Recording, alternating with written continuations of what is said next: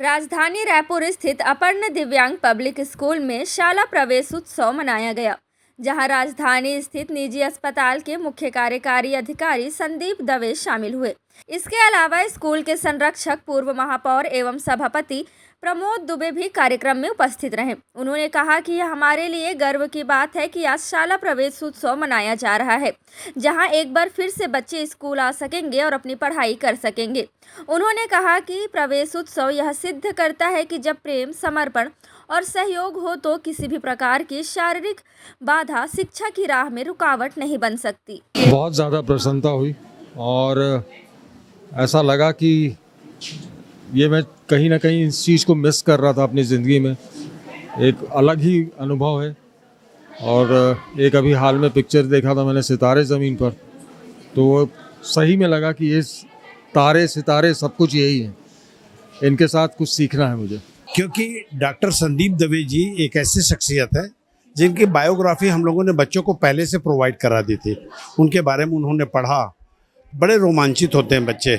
बहुत सारे यहाँ बड़े डॉक्टर्स आते हैं, आपके जैसे बड़े पत्रकार आते हैं, और सारे लोग यहाँ आते हैं, तो निश्चित रूप से बच्चे मोटिवेट होते हैं और ये किसी भी स्थिति में अपने आप को सामान्य बच्चों से कम नहीं समझने लगे आप। ये सबसे बड़ी अनुभूति की बात है। वर्तमान में भी 70 बच्चे हैं, 20-25 बच्चे और कगार पर हैं। एक बच्चियों के लिए हम हॉस्टल बनवा रहे हैं, क्योंकि बेटियों को शिक्षा तो हम देना चाहते हैं, लेकिन उनके जो दूर दराज के हैं उनके लिए रहने की व्यवस्था नहीं है। तभी अभी भी यहाँ 30-35 बच्चों के लिए व्यवस्था कर रहे हैं, ताकि बेटियां भी उसी स्तर पर शिक्षा अध्ययन कर सकें। हाँ, निश्चित तो हर साल जो है एक क्लास बढ़ती है। पिछले साल ये 8th तक थी, इस बार 10th हो गई है और अगले बार तक ये 12th हो जाएगी। फिर कॉलेज के लिए भी हमने अप्लाई कर दिया है। सबसे खुशी की बात यह है कि ये सारे बच्चे जो हैं वो स्किल डेवलपमेंट में हम इनको पारंगत कर रहे हैं, ताकि आने वाले दिनों में ये अच्छी कंपनियों में भी जॉब कर लें। बहुत सारे बच्चों को पहले से बुकिंग हो गई है।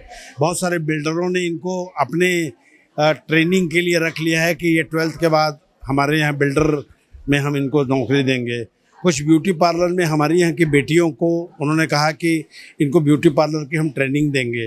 तो ऐसे एक सामूहिक प्रयास से एक अच्छा वातावरण